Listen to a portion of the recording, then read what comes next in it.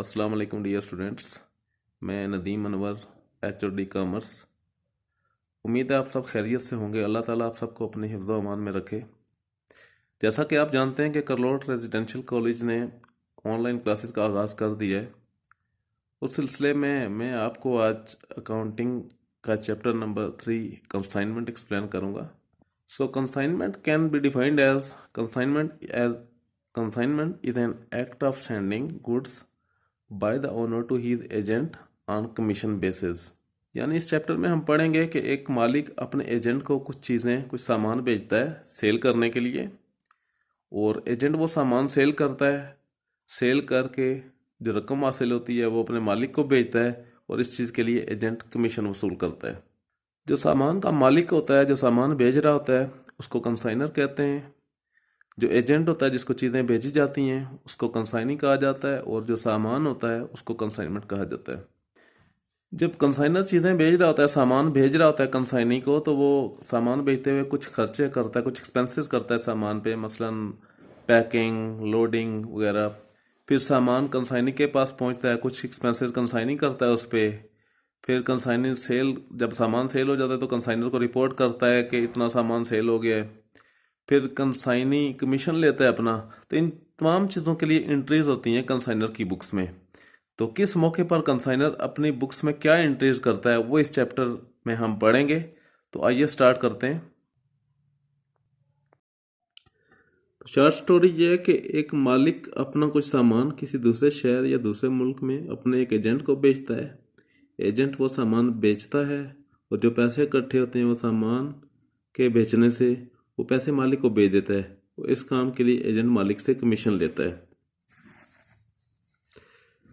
जो मालिक होता है सामान भेजने वाला, उसे कंसाइनर कहते हैं। एजेंट को कंसाइनी कहा जाता है, और जो सामान भेजा जाता है उसे कंसाइनमेंट कहा जाता है।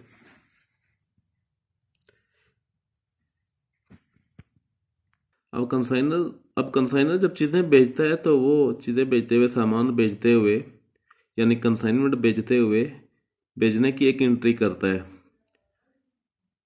इसी तरह जब उस सामान पे कुछ एक्सपेंसेस करता है एक्स्ट्रा, मसलन पैकिंग वगैरह या लोडिंग, तो इस चीज़ की भी एक एंट्री करता है। इसी तरह फिर एजेंट के पास वो चीज़ें पहुंचती हैं, एजेंट भी उस पर कुछ खर्चे करता है। जब एजेंट खर्चे करता है कंसाइनमेंट पे और मालिक को रिपोर्ट करता है कि मैंने ये खर्चे किए, तो उस चीज़ की भी कंसाइनर अपनी किताब में एंट्री करता है कि ये वो खर्चे हैं जो कंसाइनी ने किए हैं, यानी कि एजेंट ने किए हैं। इसी तरह से फिर जब कंसाइनी सामान बेच देता है, मालिक को रिपोर्ट मिलती है, फिर कंसाइनर एक एंट्री करता है। फिर कंसाइनी को कमीशन देना होता है बेचे गए सामान पर, उसकी एक एंट्री होती है। और इसी तरह एंड पे वो देखता है कि प्रॉफिट हुआ है या लॉस, तो उसकी एक एंट्री करता है। इस तरह डिफरेंट फेजेस में डिफरेंट एंट्रीज करना पड़ती हैं मालिक को, यानी कंसाइनर को। तो वो एंट्री किस मौके पर क्या एंट्री करता है, कौन सी जर्नल एंट्रीज होती हैं, वो आज हम आपको एक्सप्लेन करेंगे इस चैप्टर में। तो फिलहाल हमारा कंसर्न सिर्फ ये है कि कंसाइनर अपनी बुक्स में क्या एंट्री करेगा। कंसाइनी जो एंट्रीज करेगा वो हम बाद में देखेंगे। फिलहाल कंसाइनर की बुक्स पढ़ेंगे कि कंसाइनर अपनी बुक्स में क्या एंट्री करेगा। जब चीज़ें भेजेगा, सामान भेजता है कंसाइनी को, तो पहले एंट्री कंसाइनर अपनी बुक्स में करता है consignment to goods and turn consignment account. Number 2, जब सामान भेजते हुए कंसाइनर कुछ खर्चे करता है, मसलन पैकिंग, लोडिंग, इंश्योरेंस या कोई भी और खर्चा, तो उसकी एंट्री करता है कंसाइनमेंट टू कैश। क्योंकि कैश जा रहा होता है और कैश जाने से कंसाइनमेंट की वैल्यू में इजाफा हो रहा होता है, कंसाइनमेंट पे ये खर्चा हो रहा होता है, इसलिए कंसाइनमेंट को डेबिट किया जाता है और कैश क्रेडिट होता है। उसके बाद जब वो सामान वो कंसाइनमेंट एजेंट के पास यानी कंसाइनी के पास पहुंचता है, तो उसको भी उस पर कुछ खर्चे करने पड़ते हैं, मसलन अनलोडिंग, कार्टेज, गोडाउन रेंट वगैरह। तो इस चीज़ की जब रिपोर्ट वो कंसाइनर को करता है कि मैंने आपके सामान पे ये खर्चे किए हैं, तो कंसाइनर उसकी एंट्री अपनी बुक में करता है। कंसाइनमेंट अकाउंट डेबिट करता है और कंसाइनी अकाउंट क्रेडिट करता है, क्योंकि सामान कंसाइनर का होता है और खर्चे कंसाइनी ने किए होते हैं। इस तरह कंसाइनी क्रेडिटर बन जाता है। अब वो एक्सपेंसेस जो कंसाइनी ने किए हैं वो कंसाइनर ने उसको अदा करने, इसलिए कंसाइनी को क्रेडिट करता है और कंसाइनमेंट को डेबिट किया जाता है। कंसाइनमेंट जब कंसाइनी के पास पहुंचती है तो बाज़ का तो वो कुछ रकम या बिल ऑफ एक्सचेंज कंसाइनर को भेजता है एज ए एडवांस। कि अभी वो चीज़ें सेल नहीं हुई होती, उसका सामान सेल नहीं हुआ होता, लेकिन वो एडवांस के तौर पर कंसाइनर को कुछ रकम भेजता है। जब ये एडवांस भेजता है तो उसकी एंट्री होगी कैश अकाउंट, या अगर बैंक के जरिए चेक वगैरह भी भेजा तो बैंक अकाउंट डेबिट होगा या कैश डेबिट होगा, और कंसाइनी क्रेडिट होगा कंसाइनर की बुक्स में, cash account to consignee account या bank account to consignee account अगर कैश भेजेगा तो। अगर कंसाइनी कैश की जगह बिल ऑफ एक्सचेंज भेज रहा है एडवांस के तौर पर, तो फिर उसकी एंट्री कंसाइनर की बुक्स में होगी bill receivable account debit to consignee account credit. जब कंसाइनी वो कंसाइनमेंट सेल कर देता है और कंसाइनर को रिपोर्ट करता है कि मैंने इतना सामान सेल कर दिया इतने पैसों में, तो कंसाइनर फौरन एंट्री करता है consignee account debit to consignment account credit. इस एंट्री में वो तमाम रकम लिखते हैं जो सामान बेचने से हासिल हुई होती है, चाहे सामान सारा सेल हुआ, चाहे कुछ बच गया, कुछ सेल हुआ, लेकिन जितना भी सेल हुआ जो रकम कंसाइनी को हासिल होगी सामान बेचकर, वो रिपोर्ट करेगा और कंसाइनर उसकी एंट्री करेगा consignee to consignment account. Number 6, अब वक्त आ गया कि कंसाइनी को कमीशन दिया जाए। जाहिर है उसको फ़ौरन पास नहीं होता कंसाइनी के, उसको फ़ौरन से जेब से निकाल के कमीशन नहीं दे दिया जाता, बल्कि उसके अकाउंट में ट्रांसफ़र कर दिया जाता है। तो कमीशन कंसाइनी के अकाउंट में ट्रांसफ़र करने या कंसाइनी को कमीशन अलाउ करने की जो एंट्री होगी वो होगी consignment account to consignee account. अब बाज़ औक़ात, बल्कि अक्सर औक़ात ऐसा होता है कि सारा सामान जो कंसाइनर ने से भेजा होता है वो कंसाइनी सेल नहीं कर पाता, कुछ ना कुछ हिस्सा उसका बच जाता है। जो बच जाता है सामान उसको कहते हैं अनसोल्ड स्टॉक, बचा हुआ सामान। और अनसोल्ड स्टॉक की एंट्री होती है स्टॉक ऑन कंसाइनमेंट डेबिट और कंसाइनमेंट अकाउंट क्रेडिट।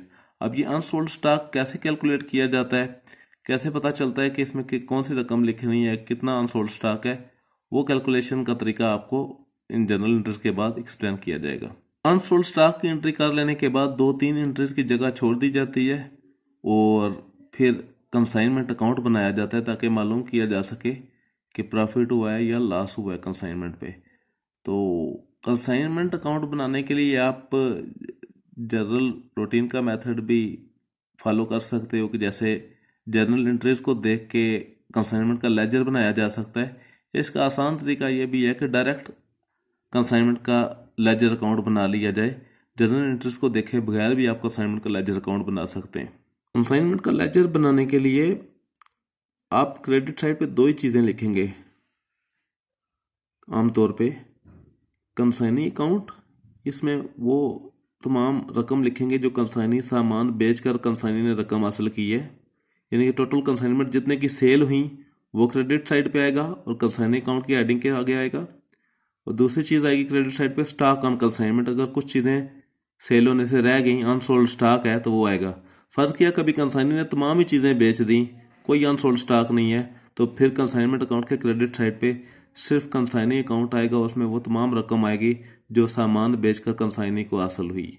और डेबिट साइड पे जो चीज़ें बेचते हुए जो खर्चा हुआ उस पर कॉस्ट ऑफ गुड्स, सबसे पहले जो उसकी असल कीमत थी वो आएगी, फिर जो कंसाइनर के खर्चे थे वो उसमें आएंगे, फिर कंसाइनी ने जो खर्चे किए थे वो आएंगे, फिर जो कंसाइनी को कमीशन देना है वो आएगा, और एंड पे हमें पता चल जाएगा कि प्रॉफिट हुआ या लॉस हुआ। अगर प्रॉफिट हुआ है तो डेबिट साइड पे आएगा, और अगर डेबिट साइड ज़्यादा हो जाती है और बैलेंस अगर क्रेडिट साइड पे आता है तो इसका मतलब है कि ये लॉस हुआ। अब यहाँ आप देख सकते हैं कि जो फ़ायदे की बात है वो क्रेडिट साइड पे है, यानी कि जो रकम हमें हासिल हुई चीज़ें बेचकर, सामान कंसाइनमेंट बेचकर, और जो अनबिका स्टॉक है, अनसोल्ड स्टॉक है, वो दोनों क्रेडिट साइड पे हैं।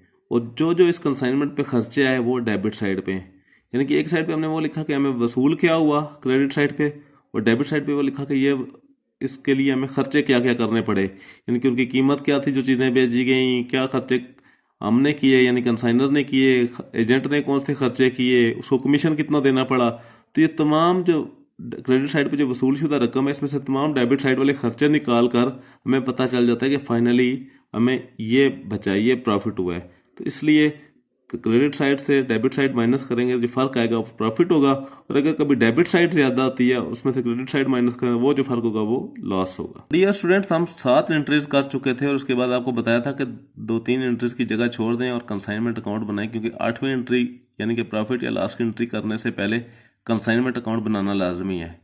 तो जब आप 7 एंट्रीज कर चुके हैं तो उसी जर्नल में 2-3 एंट्रीज की जगह छोड़ के आगे कंसाइनमेंट अकाउंट बनाएंगे, फिर प्रॉफिट का पता चलेगा।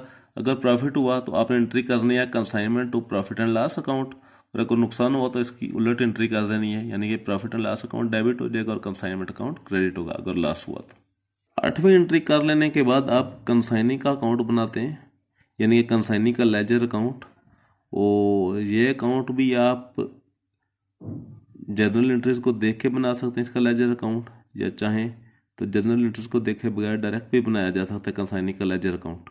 कंसाइनी का अकाउंट बनाने के लिए डेबिट साइड पर सिर्फ कंसाइनमेंट अकाउंट लिखते हैं, सेल प्रोसीड्स, यानी कि जो कंसाइनी ने सामान बेचा, जो कंसाइनमेंट बेची और जो पैसे हासिल हुए कंसाइनी के पास हैं वो डेबिट साइड पे लिखेंगे, और जो जो कंसाइनी के खर्चे हुए वो क्रेडिट साइड पे लिखेंगे। याद रखिए इस अकाउंट में हम क्योंकि कंसाइनी का अकाउंट बना रहे हैं तो इसमें अपने खर्चे कंसाइनर नहीं लिखेगा, सिर्फ कंसाइनी के खर्चे लिखेगा।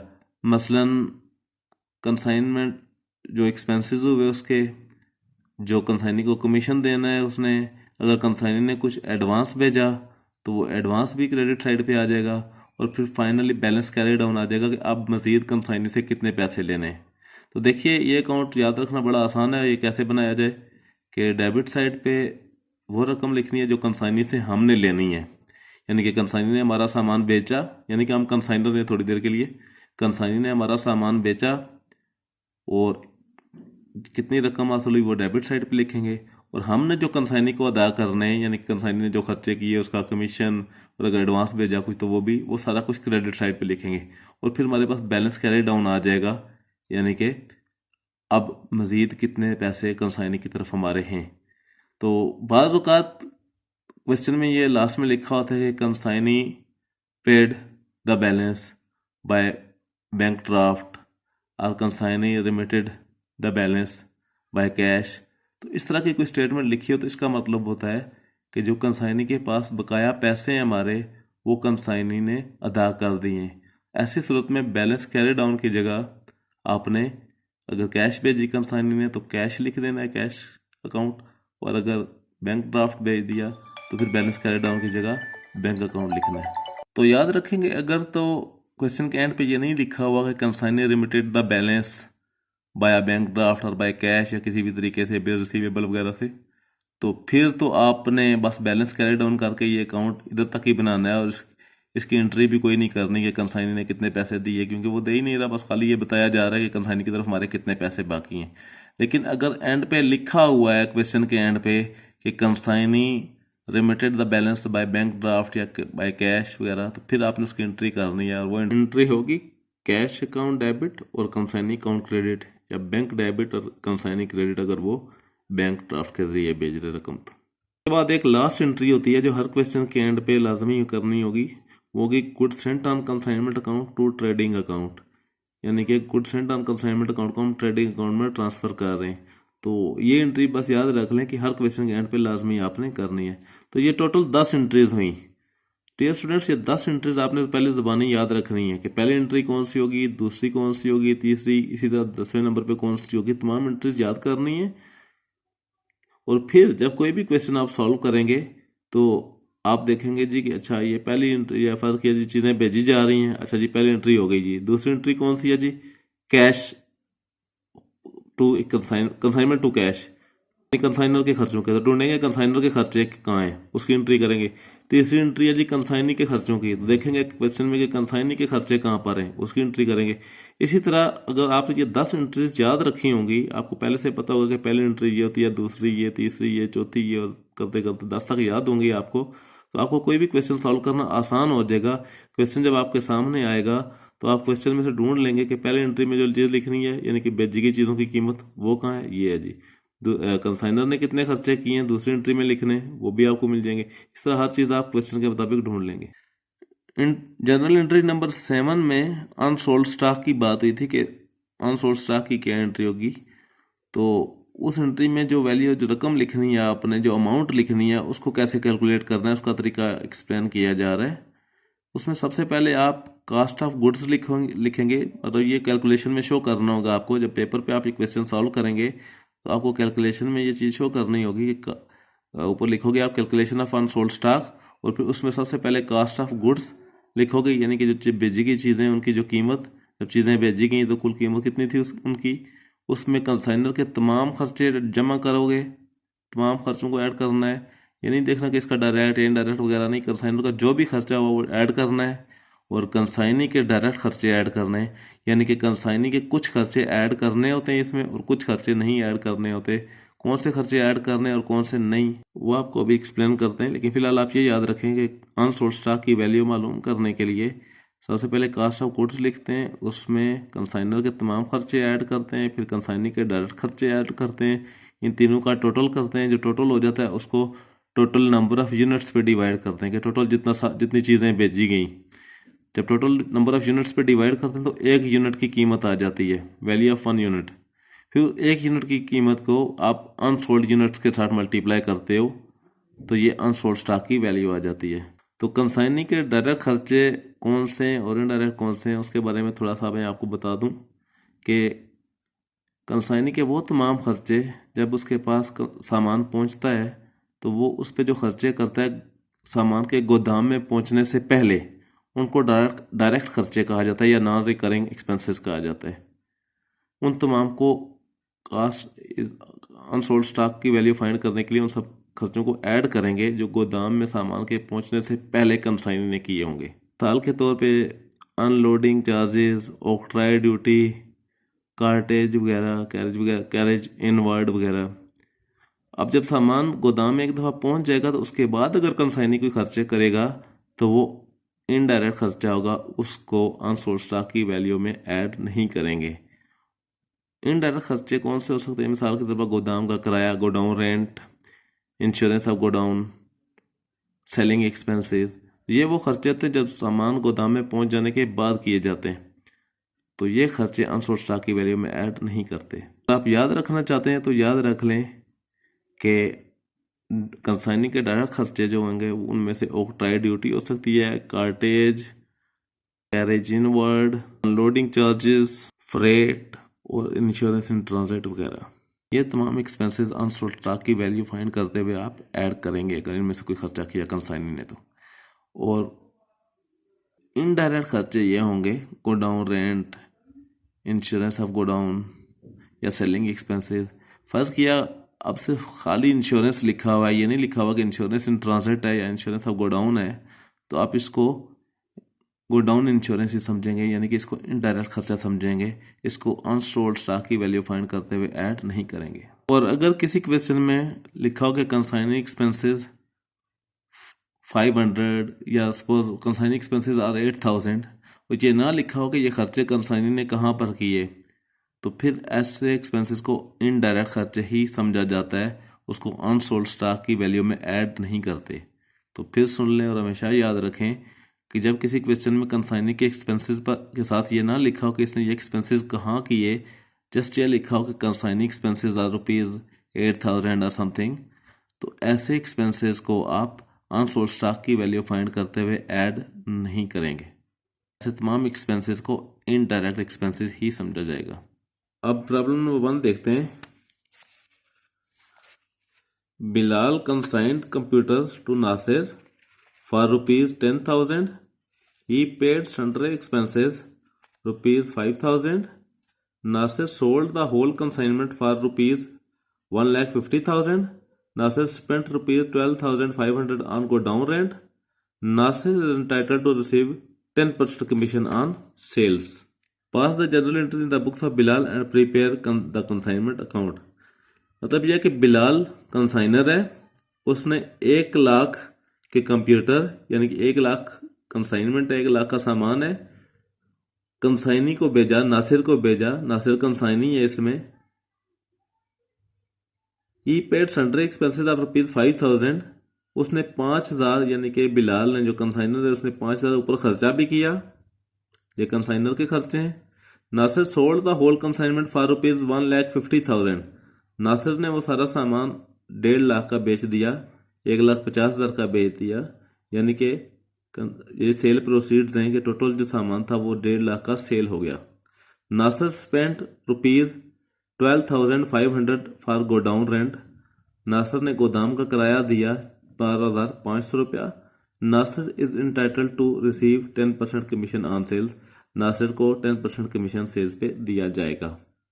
तो देखिए पहली एंट्री इस चीज़ की होगी कि Bilal consign computer to Nasir for ₹1,00,000 कि 1,00,000 का जो सामान भेजा गया, ये कास्ट ऑफ गुड्स सेंट है कि जो चीज़ें भेजी गई उनकी कास्ट है। अब इस चीज़ की पहले एंट्री करेंगे हम, और ये एंट्री होगी consignment account to good sent on consignment account 1,00,000। Second entry हम करते होते हैं कि जो कंसाइनर के खर्चे हैं, तो यहाँ पर देखिए पहली लाइन के दरमियान से आगे ही पेड सन्ड्री एक्सपेंसेस ₹5,000, यानी कि कंसाइनर ने 5,000 इस पे एक्सपेंसेस किए। तो इन एक्सपेंसेस की दूसरी कंसाइनमेंट अकाउंट डेबिट और कैश अकाउंट क्रेडिट, और नरेशन होगी एक्सपेंसेस पेड। फिर तीसरी एंट्री होती है नासिर के एक्सपेंसेस की, यानी कि कंसाइनी के एक्सपेंसेस की, सॉरी। अब कंसाइनी के एक्सपेंसेस यहाँ देखें, कंसाइनी यहाँ नासिर है और नासिर के एक्सपेंसेस दूसरी लाइन में लिखा हुआ है Nasir spent ₹12,500 for godown rent. तो कंसाइनी ने ₹12,500 गोदाम का किराया दिया। तीसरी एंट्री करेंगे consignment account to Nasir account, consignee paid expenses.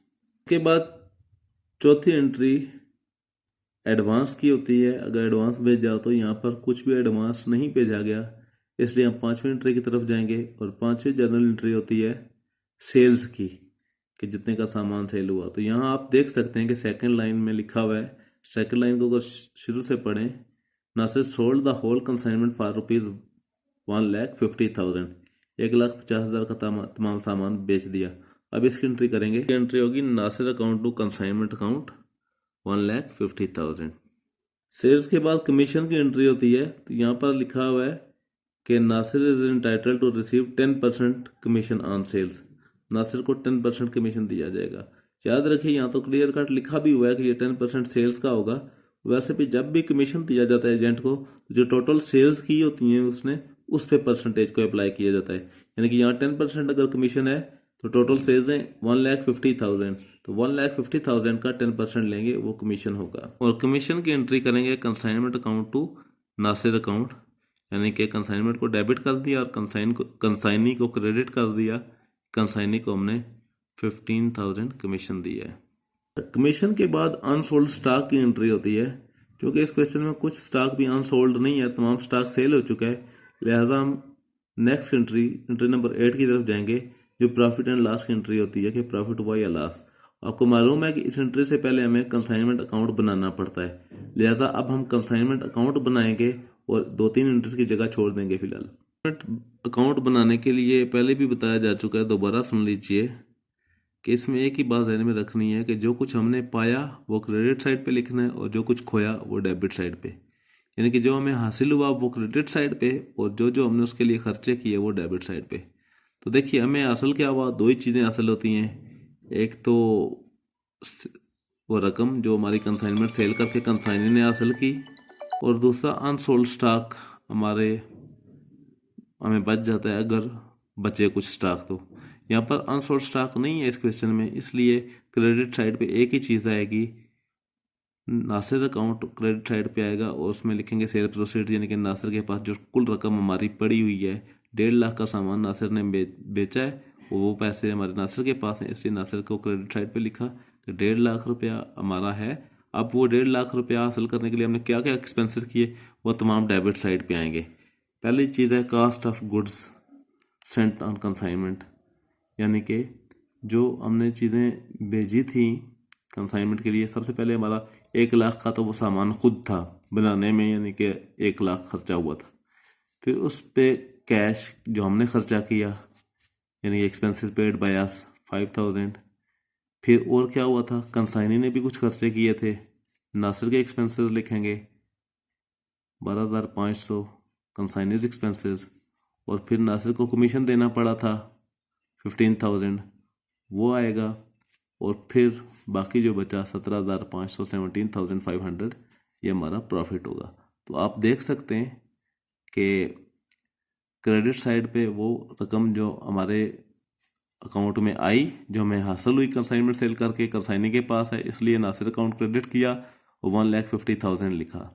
और डेबिट साइड पे वो तमाम एक्सपेंसेस, वो तमाम खर्चे जो ये कंसाइनमेंट पे, इस कंसाइनमेंट पे हुए, वो लिखे गए हैं। सबसे पहले तो उनकी अपनी कीमत कंसाइनमेंट की, जो कीमत थी बेचते हुए, फिर जो खर्चे थे कंसाइनर के, कंसाइनी के खर्चे, कमीशन, और फिर फाइनल जो दोनों साइड्स में डिफरेंस है वो हमारा प्रॉफिट एंड लॉस अकाउंट है। याद रखें कि यहाँ पर हमें प्रॉफिट हुआ है क्योंकि हमें कुल पैसे जो मिले हैं वो क्रेडिट साइड पे 1,50,000 हैं। वो पैसे हासिल करने के लिए जो खर्चे हमें डेबिट साइड पे हमने लिखे हैं वो तमाम खर्चे 1.5 लाख से कम हैं। दोनों का डिफरेंस। इन पेजेस को एक दफ़ा फिर बहुत गौर से देख लें, चाहें तो इनका स्क्रीनशॉट ले लें पास कर करके। ये पेजेस आपको ये चैप्टर सॉल्व करने में बहुत ज़्यादा हेल्प करेंगे। ये पेज 1, पेज 2, पेज 3, पेज 4 और ये प्रॉब्लम नंबर 1 का कंप्लीट सॉल्यूशन जनरल एंट्रीज और ये प्रॉब्लम नंबर 1 का कंसाइनमेंट अकाउंट। प्रॉब्लम नंबर 4 देखिए, cream and company of Karachi sent on consignment to Suleman and sons of Lahore 60 cases of cutlery goods costing rupees 175 per case. तो 60 cases भेजे गए, 175 per case उसकी कीमत है, कॉस्ट है। तो पहली एंट्री देखिए, कुल कीमत होगी चीज़ों की 60 मल्टीप्लाई बाय 175 इक्वल टू 10,500। तो पहली एंट्री होगी 10,500 की consignment to good sent on consignment. Second entry होती है कंसाइनर के एक्सपेंसेस की। तो देखते हैं कंसाइनर के एक्सपेंसेस कहाँ हैं। Expenses incurred by consignor at Karachi are freight, insurance, loading charges. तो ये 3 किस्म के खर्चे किए हैं कंसाइनर ने, 275 freight, insurance 55 and loading charges 20। तो ये कुल मिला के 350 बनते हैं कंसाइनर के एक्सपेंसेस। तो इसकी सेकेंड एंट्री होगी consignment account to cash account. उसके बाद तीसरी एंट्री होती है कंसाइनी के एक्सपेंसेस की। तो ढूंढते हैं कि कंसाइनी के एक्सपेंसेस किधर हैं। Karim and company drawn Salman and sons 2 month bill at sight for 7,000 which he the latter accepts the charges paid by Salman and sons at Lahore were. अब ये कंसाइनी के एक्सपेंसेस आ रहे हैं। सलमान एंड सन्स कंसाइनी है। The charges paid by Salman and sons at Lahore were unloading charges 30, storage 85 और insurance 15। तो 3 किस्म के एक्सपेंसेस किए हैं कंसाइनी ने, कुल मिला के ये बनते हैं 130। तो ये कंसाइनी के एक्सपेंसेस हैं 130। इसकी एंट्री होगी consignment account to Salman and sons account 130 की, कि सलमान एंड सन्स कंसाइनी है और कंसाइनमेंट डेबिट होगा, ये क्रेडिट होंगे। कंसाइनी के एक्सपेंसेस के बाद देखते हैं कि कंसाइनी ने अगर कुछ एडवांस भेजा तो उसकी एंट्री करेंगे। तो यहां देखें, ये लिखा हुआ है कि Karim and company draw on Salman and sons 2 months bill at sight for rupees 7,000 के 7,000 का बिल ड्रा किया गया सलमान एंड सन्स पर, जो उसने एक्सेप्ट कर लिया। इट मीन्स कि उसने बिल रिसीवेबल दिया 7,000 का एज एन एडवांस। तो चौथी एंट्री ये होगी कि bill receivable account to Salman and sons. जैसे कैश देता तो cash to Salman and sons होता, लेकिन यहाँ पर बिल दे रहा है तो इसलिए bill receivable debit and Salman and sons credit. उसके बाद नेक्स्ट एंट्री, 5वीं एंट्री होगी सेल्स की, कि कंसाइनी ने चीज़ें सेल्स की तो उसकी एंट्री होगी। तो देखिए लिखा हुआ है the consignee sells all the cases at rupees 240 per case. तमाम केसेस बेचती है 240 के हिसाब से। तो टोटल केसेस 60 थे, 240 का एक बेचा, 60 मल्टीप्लाई बाय 240 करेंगे तो ये आएगा 14,400। इट मीन्स कि तमाम कंसाइनमेंट 14,400 रुपये की बेच दी गई। तो 5वीं एंट्री की करेंगे, इसमें कंसाइनी डेबिट हो जाएगा और कंसाइनमेंट क्रेडिट हो जाएगी। और इसकी एंट्री होगी consignee account to consignment account 14,400। क्योंकि कंसाइनी के पास हमारी रकम है, जो चीज़ कंसाइनमेंट सेल करके जो रकम हासिल हुई है वो कंसाइनी के पास है, इसलिए कंसाइनी हमारा डेटर है और कंसाइनमेंट हमसे चली गई, इसलिए कंसाइनमेंट क्रेडिट हो जाएगी। उसके बाद वक्त आता है कंसाइनी को सेल्स पे कमीशन देने का। देखिए कमीशन कितने परसेंट देंगे, लिखा हुआ है commission is payable to Salman and sons at 2% on all sales in addition to 1.5% del credit commission. यानी कि यहाँ पर 2 तरह का कमीशन देना है कंसाइनी को, एक तो रूटीन का कमीशन और एक 1.5%, 1.5% एक्स्ट्रा कमीशन जो डेल क्रेडिट कमीशन है। अब ये कुल बनता है 2 + 1.5 यानी कि 3.5%। आप चाहें तो 3.5% इकट्ठा ले लें टोटल सेल्स का और एक ही एंट्री कर दें, चाहें तो कमीशन की अलग और डेल ग्रेडर कमीशन की अलग एंट्री कर सकते हैं, लेकिन आमतौर पर इन दोनों एंट्रीज को इकट्ठा ही कंबाइन कर दिया जाता है। यानी कि 2% कमीशन हुआ नॉर्मल कमीशन और 1.5% डेल ग्रेडर कमीशन, टोटल बना 3.5%।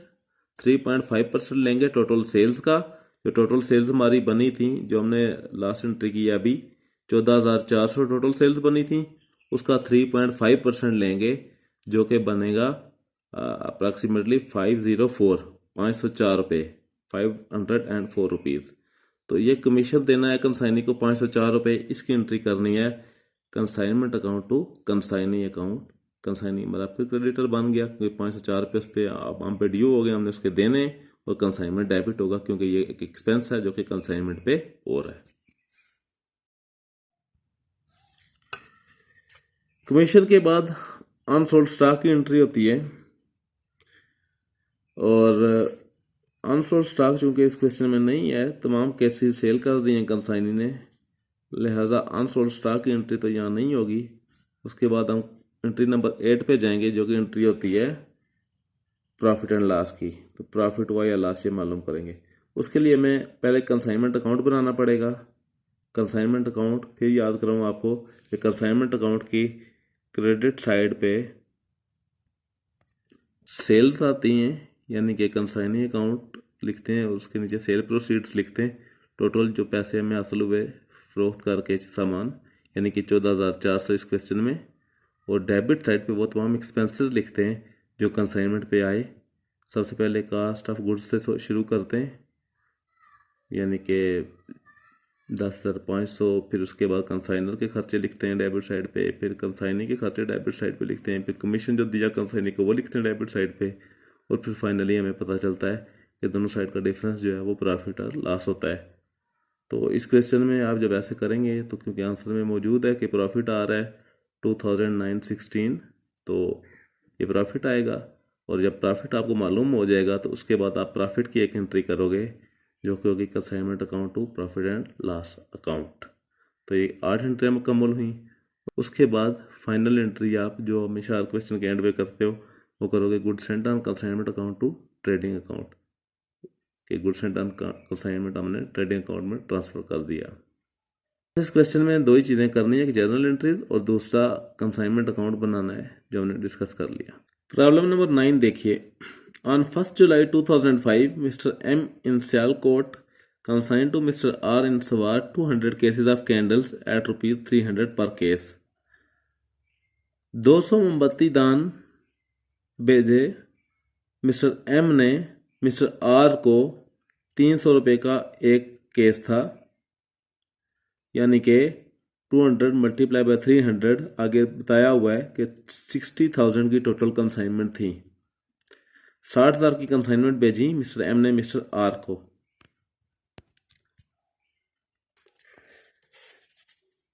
पेइंग फ्रेट चार्जेस ₹5,000 एंड के 5,000 का फ्रेट दिया कंसाइनर ने, and draw the bill on mister R for 30,000, तो 30,000 का बिल कंसाइनी पर ड्रा किया। यहाँ पर लिखा नहीं हुआ कि कंसाइनी ने एक्सेप्ट किया या नहीं, लेकिन यही समझना है कि कंसाइनी ने एक्सेप्ट कर लिया। कि थोड़ी सी टेक्निकल मिस्टेक कहा जा सकता है इसको, कि यहाँ लिखा होना चाहिए था कि विच आर एक्सेप्ट्स, लेकिन चलें आपने ये समझना है कि ये आर ने एक्सेप्ट कर लिया, तो ये बिल उस पर ड्रा किया, यानी कि एडवांस 30,000 का बिल कंसाइनी ने कंसाइनर को दे दिया। 150 cases of this consignment was sold by Mr. R for ₹70,000, के 200 में से 150 केस बेच दिए कंसाइनी ने 70,000 रुपये के। एट एक्सपेंसेस ₹6,000 वर इंकर्ड, और कंसाइनी ने उस पर 6,000 के खर्चे किए। Mister R is also entitled to a commission of 6% on sales, R को जो कमीशन मिलेगा वो 6% मिलेगा सेल्स पे। Mister R remitted to mister M the net amount held for his account by means of a sight draft, कि जब final हिसाब किताब हुआ, तमाम चीज़ें कुछ सेल हुई, कुछ अनसोल्ड स्टॉक बचा, तो जो बाकी पैसे बचते थे एम आर की तरफ, कंसाइनी की तरफ, वो उसने एम को दे दिए एक ड्राफ्ट के दिए, बैंक ड्राफ्ट के दिए। Show the ledger accounts in the books of mister M, तो यहाँ पर आपसे जर्नल एंट्रीज नहीं मांगी गई, सिर्फ लेजर अकाउंट मांगे गए हैं। यानी कि लेजर अकाउंट का मतलब होता है जब भी मांगे जाए खाली लेजर अकाउंट तो 3 अकाउंट, कंसाइनमेंट अकाउंट, कंसाइनी का अकाउंट और goods and turn consignment account. इस तरह का क्वेश्चन आपके लिए ज़्यादा आसान होता है क्योंकि इसमें जर्नल एंट्रीज नहीं करना होती, तो ये डायरेक्ट कंसाइनमेंट अकाउंट बनाया जाता है। और आप जानते हैं कि कंसाइनमेंट अकाउंट डायरेक्ट कैसे बनाया जाता है। कंसाइनमेंट का लेजर बनाओगे और कंसाइनमेंट के क्रेडिट साइड पे आती हैं 2 चीज़ें, एक सेल्स और एक अनसोल्ड स्टॉक। तो आपने क्रेडिट साइड पे लिखना है कंसाइनी अकाउंट यानी कि मिस्टर आर अकाउंट, और नीचे ब्रैकेट में लिखना है सेल प्रोसीड्स।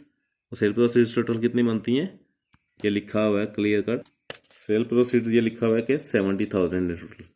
तो क्रेडिट साइड पे सबसे पहले लिखना है मिस्टर आर अकाउंट और ब्रैकेट में लिखना है सेल प्रोसीड्स 70,000।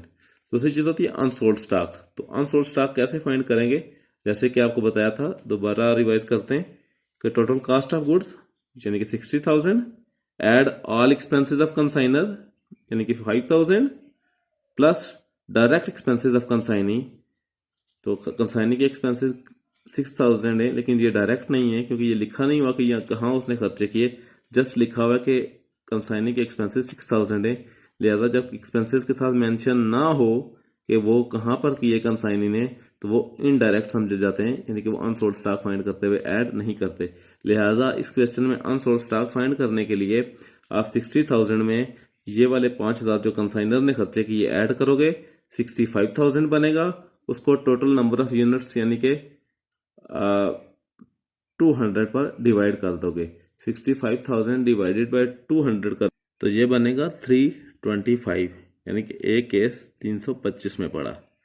अब अनसोल्ड केसेस टोटल कितने, 200 में से 150 सेल हो गए, 150 सेल हुए, तो बाकी 50 बचे, और एक केस की कीमत है 325।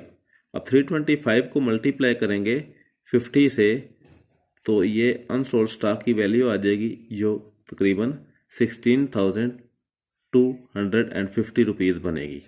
तो 16,250 अनसोल्ड स्टॉक की वैल्यू कैसे आई कि आपने जो बचे हुए केस हैं 50, उनको मल्टीप्लाई कर दिया एक केस की कीमत से जो आपने निकाली 325। कंसाइनमेंट अकाउंट के क्रेडिट साइड पे 2 ही चीज़ें आएंगी, एक 70,000 की जो सेल्स हुई और दूसरा अनसोल्ड स्टॉक 16,250 जो बनेगा। अब डेबिट साइड देखें तो इस पे तमाम एक्सपेंसेस आएंगे जो खर्चे आए। खर्चे में सबसे पहले तो कास्ट ऑफ गुड्स आएगी यानी कि 60,000 जो चीज़ों की असल कीमत थी। सेकंड चीज़ जो आएगी वो आएगी कंसाइनर के खर्चे ₹5,000। फिर कंसाइनी के खर्चे आएंगे डेबिट साइड पे जो लिखेंगे बाय कंसाइनी अकाउंट 6,000 आएंगे। उसके बाद कंसाइनी को जो कमीशन दिया जो 6% बनेगा ऑन सेल्स है 70,000, और 70,000 का जब 6% लेंगे तो ये बनेगा 4,200। तो ये आएगा डेबिट साइड पे।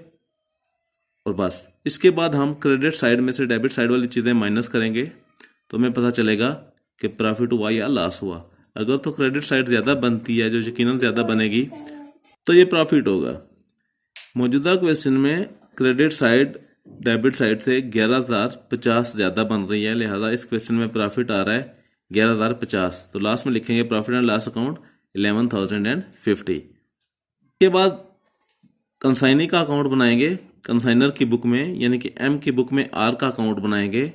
और वो अकाउंट बनाने के लिए आपको याद है कि आपको बताया कि डेबिट साइड पर सिर्फ एक ही चीज़ आएगी जो कि आएगी कंसाइनमेंट अकाउंट, और ब्रैकेट में आएगा सेल प्रोसीड्स। क्वेश्चन में सेल प्रोसीड्स हैं 70,000, यानी कि ये वो 70,000 जो कंसाइनी से हमने वसूल करने हैं, जबकि ये डेबिट साइड पे आएंगे। और क्रेडिट साइड पे वो पैसे आएंगे जो हमने कंसाइनी को अदा करने हैं, यानी कि जो जो कंसाइनी ने खर्चे किए। सबसे पहले 6,000 आएंगे, लिखेंगे कंसाइनमेंट अकाउंट, ब्रैकेट में लिखेंगे कंसाइनीज एक्सपेंसेस 6,000। फिर लिखेंगे कंसाइनी का कमीशन जो कि 4,200 बना था, उसमें भी कंसाइनमेंट अकाउंट लिखेंगे और ब्रैकेट में लिखेंगे कमीशन। फिर बिल रिसीवेबल लिखेंगे, जो एडवांस 30,000 का बिल रिसीवेबल कंसाइनी से वसूल किया था वो भी क्रेडिट साइड पे लिखेंगे। तो यूँ क्रेडिट साइड पे 3 चीज़ें हो गई, कंसाइनी के एक्सपेंसेस 6,000, कमीशन 4200 और बिल रिसीवेबल 30,000। और दोनों साइड्स का जो डिफरेंस है वो बनता है, दोनों साइड का डिफरेंस बनता है वो 29,800 आएगा क्रेडिट साइड पे। इस तरह 29,800, क्योंकि क्वेश्चन के लास्ट में लिखा हुआ है कि R remitted to mister M the net amount held for his account by means of a sight draft, यानी कि बैंक ड्राफ्ट के जरिए उसने बकाया रकम भेज दी। तो कंसाइनी का अकाउंट बनाने के बाद हमें पता चला कि 29,800 रुपया कंसाइनी से वसूल करना है, लिहाजा क्रेडिट साइड पे बैलेंस कैरी डाउन के बजाय आप लिखेंगे बैंक अकाउंट 29,800 के 29,800 रुपया बैंक के जरिए में वसूल हो गया चेक के जरिए। दो अकाउंट हो गए। अब उसके बाद goods and turn consignment account, short सा अकाउंट होता है, वो बनाना है जिसमें डेबिट साइड पे सिर्फ एक ही चीज़ लिखनी होती है, ट्रेडिंग अकाउंट 60,000, और क्रेडिट साइड पे भी एक ही चीज़ लिखनी है, कंसाइनमेंट अकाउंट 60,000। अब एक आखिरी कंसेप्ट रह गया इस चैप्टर का, नॉर्मल लॉस और एबनॉर्मल लॉस। याद रखिए नॉर्मल लॉस की कोई एंट्री नहीं होती, जबकि एबनॉर्मल लॉस की एंट्री होती है। वो एंट्री जो नॉर्मल लॉस की सूरत में होती है, यानी कि profit and loss account to consignment account. Normal loss वो लॉस है जो रूटीन का लॉस है, जिसको अवॉइड करना मुमकिन ना हो। मिसाल के तौर पे अगर आप सब्ज़ी मंडी से कुछ टमाटर के क्रेट्स लाते हैं, तो अगर काफ़ी फासला तय करके आप किसी जगह पे लेकर आते हैं, तो यकीनन कुछ ना कुछ टमाटर लाजमी उसमें से ख़राब हो जाएंगे। जो भी लेकर आएगा, इसमें इसको लापरवाही नहीं कहा जा सकता, ये रूटीन की बात है, ये टमाटरों की नेचर की वजह से कुछ ना कुछ ख़राब होते हैं, तो इसको नॉर्मल लॉस कहा जाएगा। इसी तरह आप ऑयल एक जगह से दूसरी जगह लेकर जाते हैं, तो एक शहर से दूसरे शहर में लेकर जाते हैं, तो कुछ ना कुछ ऑयल रास्ते में लाजमी ज़ाया होगा, इसको भी नॉर्मल लॉस कहेंगे, क्योंकि जो भी ऑयल एक जगह से दूसरे शहर, एक शहर से दूसरे शहर लेकर जाएगा, वो उसको थोड़ा बहुत ज़ाया होने से, कुछ ना कुछ लीक होने से नहीं बचा सकता। इसी तरह कोयला हो गया, इसी तरह दूध हो गया, और कुछ और चीज़ें जिनको एक जगह से दूसरे जगह लेकर जाने के लिए कुछ ना कुछ सेक्रीफाई करना पड़ता है, कुछ थोड़ी बहुत मिकदार में कमी उनकी नेचर की वजह से आती है। उन चीज़ों का जब नुकसान होता है तो इसको नॉर्मल लॉस कहा जाता है। लेकिन उसके बरअक्स अगर आप टीवी एक जगह से दूसरी जगह लेकर जा रहे हैं, 100 टीवी लेकर जा रहे हैं, उसमें से 2 टूट जाते हैं रास्ते में, तो इसको नॉर्मल लॉस नहीं कहा जाएगा, क्योंकि ये हर दफ़ा नहीं टूटते, ये लापरवाही से टूटे। अगर आप मोबाइल्स लेकर जा रहे हो एक शहर से दूसरे शहर में 100 मोबाइल्स, उसमें से 5 मोबाइल्स ज़ाया हो जाते हैं रास्ते में, तो ये आपकी लापरवाही है। ये मोबाइल की नेचर नहीं है ऐसी कि लाजमी जो भी लेकर जाएगा 5 मोबाइल्स टूटेंगे। ऐसे लॉस को एबनॉर्मल लॉस कहते हैं। आप फर्नीचर लेकर जा रहे हो, चेयर्स लेकर जा रहे हो एक शहर से दूसरे शहर, 500 चेयर्स, तो रास्ते में अगर 10 चेयर्स भी ज़ाया हो जाती हैं, चाहे एक भी ज़ाया हो जाती है, तो ये आपकी लापरवाही है। ये चेयर की नेचर नहीं है कि लाजमी टूटना है, जब भी कोई लेकर जाएगा लाजमी एक टूटेगी, इसको भी एबनॉर्मल लॉस कहा जाता है। तो फाइनल ये कि जब भी कोई नुकसान, ऐसा नुकसान जो चीज़ों की, सामान की नेचर की वजह से हो, जिसको अवॉइड करना मुमकिन ना हो, जिससे बचना मुमकिन ना हो, उसको नॉर्मल लॉस कहा जाता है। और ऐसे लॉस की कोई भी एंट्री नहीं होती, और जिस लॉस से बचना मुमकिन हो, जो लापरवाही की वजह से हो या किसी भी हादसे की वजह से हो, ऐसे लॉस को एबनॉर्मल लॉस कहा जाता है। जैसा कि आपको बताया कि नॉर्मल लॉस की एंट्री कोई नहीं होती, लेकिन ये अनसोल्ड स्टॉक जब फाइंड किया जाता है तो उस टाइम उसकी वैल्यू पे ये असरअंदाज होता है।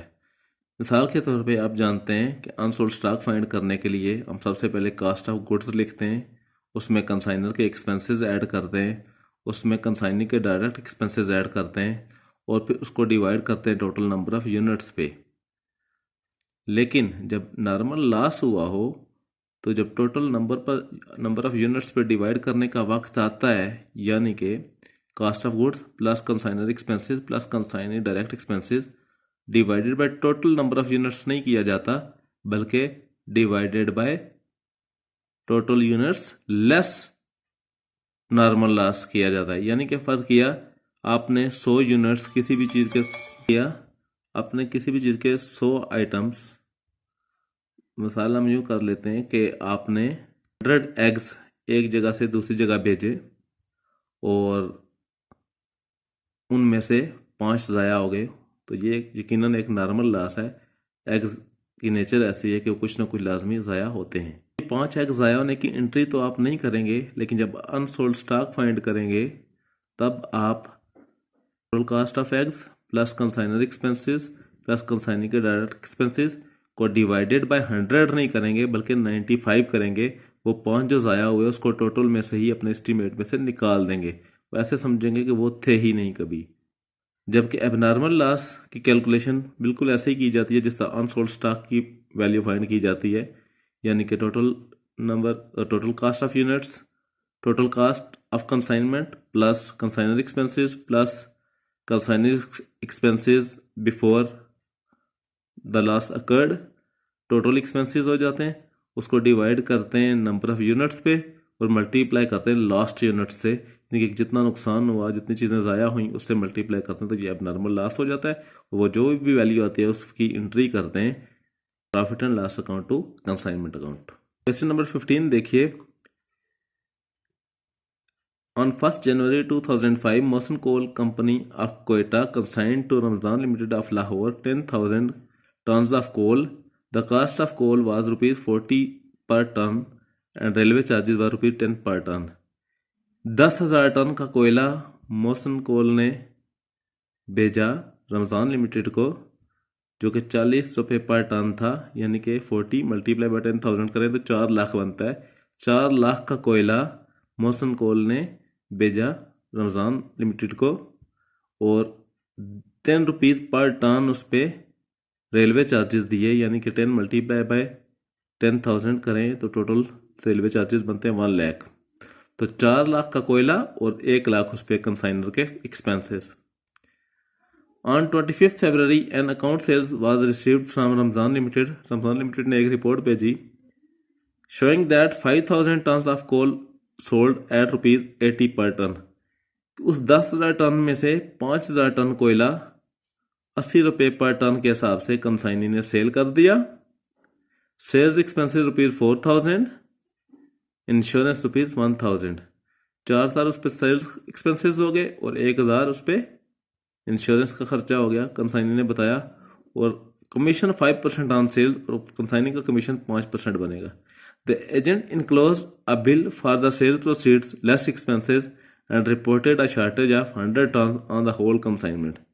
यानी कि फाइनल जब कंसाइनी का अकाउंट हम बनाएंगे तो जो पैसे बनते हैं कंसाइनी की तरफ वो उसने एक बिल के ज़रिए भेज दिए अपने खर्चे निकाल के।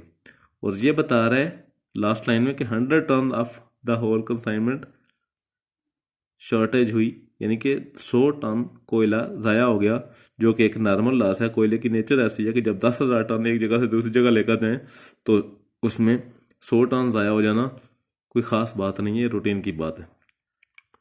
Show the consignment account in the books of Mohsin coal and company. सिर्फ कंसाइनमेंट अकाउंट बनाना है आपने और कुछ भी नहीं बनाना। तो देखिए, कंसाइनमेंट अकाउंट बनाने के लिए सबसे पहले हम क्रेडिट साइड पे लिखते होते हैं टोटल सेल प्रोसीड्स, यानी कि लिखेंगे रमज़ान लिमिटेड। अब कंसाइनमेंट अकाउंट बना, उसका क्रेडिट साइड पे लिखा सबसे पहले रमज़ान लिमिटेड अकाउंट और ब्रैकेट में लिखा सेल प्रोसीड्स। टोटल कितने की सेल्स हुई? 5,000 टन कोयला सेल हुआ 80 रुपीज़ के हिसाब से। 5,000 मल्टीप्लाई बाई 80 करेंगे तो ये 4 लाख बनता है। तो क्रेडिट साइड पे लिखेंगे, पहली चीज़ जो लिखेंगे रमज़ान लिमिटेड अकाउंट, ब्रैकेट में लिखेंगे सेल प्रोसीड्स और ये आ जाएगा 4 लाख रुपीज़।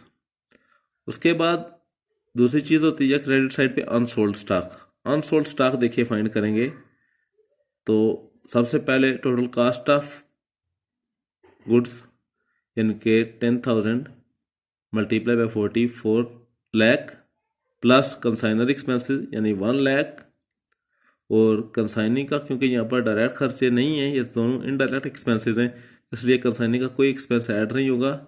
तो ये 4 लाख प्लस 1 लाख 5 लाख बना, divided total number of units होता है। तो ये बात आपको समझाने के लिए ये सारी एक्सप्लेनेशन दी है कि 5 लाख को डिवाइडेड बाय 10,000 नहीं करेंगे, क्योंकि 10,000 कोयला था लेकिन उसमें से 100 टन ज़ाया हो गया।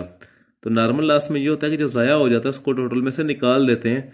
लिहाजा यहाँ पर जो टोटल 5 लाख बना है उसको डिवाइड करेंगे 9,900 पर, यानी कि 10,000 में से ये जो 100 टन कोयला ज़ाया हुआ ये निकाल देंगे, बाकी 9,900 बचता है। इसलिए इस क्वेश्चन में अनसोल्ड स्टॉक की वैल्यू फाइंड करने के लिए हम 10,000 हम 5 लाख डिवाइडेड बाय 9,900 करेंगे। 1 टन कोयले की कीमत आ जाएगी जो तकरीबन आएगी 50.50, और फिर इसको मल्टीप्लाई कर देंगे अनसोल्ड स्टॉक से, अनसोल्ड यूनिट से। तो 5,000 टन तो सेल हो गया, बाकी जो 5,000 है उसमें से 100 ज़ाया हुआ, बाकी बच्चा 4,900। 4,900 मल्टीप्लाई बाय 50.50 करेंगे तो ये अनसोल्ड स्टॉक की वैल्यू आ जाएगी, जो कि क्रेडिट साइड पे लिखेंगे। और डेबिट साइड पे वही 3-4 चीज़ें। सबसे पहले कास्ट ऑफ गुड्स 4 लाख का, यानी गुड्स एंड टन का, ये goods and ton consignment 4 lakh, फिर कंसाइनर के एक्सपेंसेस 1 लाख, फिर कंसाइनिंग के एक्सपेंसेस 5,000, फिर कंसाइनिंग का कमीशन 5% जो कि तकरीबन 20,000 बनता है, और फिर जो दोनों साइड का फ़र्क आएगा वो होगा हमारा प्रॉफिट एंड लॉस अकाउंट। अब प्रॉब्लम नंबर 15 का कंप्लीट सोल्यूशन आप तस्वीर में देख सकते हैं। जो चीज़ें एक्सप्लेन की गई हैं वो आप तस्वीर में नुमाया हैं, देखिए आप। क्रेडिट साइड में रमज़ान लिमिटेड अकाउंट, ब्रैकेट में सेल्स या सेल प्रोसीड्स 4 लाख, और फिर बाकी सारी चीज़ें, और अनसोल्ड स्टॉक नीचे फाइंड किया गया है, उसका तरीकाकार बताया गया है। तो बिल्कुल इसी तरह ही आपने करना है। ये कंप्लीट सोल्यूशन है प्रॉब्लम नंबर 15 का। इससे पहले हमने प्रॉब्लम नंबर 9 डिस्कस किया, ये इसका कंप्लीट सोल्यूशन आप देख सकते हैं पेज पे। ये कंसाइनमेंट अकाउंट, नीचे calculation of stock on consignment, और ये मिस्टर आर अकाउंट यानी कंसाइनी का अकाउंट, और नीचे goods and on consignment account. इससे पहले हमने प्रॉब्लम नंबर 4 डिस्कस किया था, ये उसकी पहली 2 एंट्रीज, और ये प्रॉब्लम नंबर 4 की बाकी एंट्रीज आप देख सकते हैं। और फिर प्रॉब्लम नंबर 4 में कंसाइनमेंट अकाउंट जो हमने डिस्कस किया था।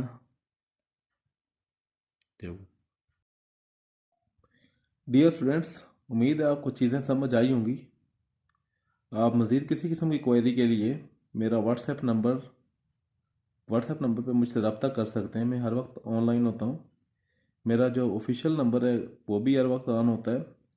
तो आपको किसी क्वेश्चन में कोई चीज़ समझ ना आए, तो किसी किस्म का प्रॉब्लम महसूस करें, तो आप मुझसे रब्ता कर सकते हैं किसी भी टाइम।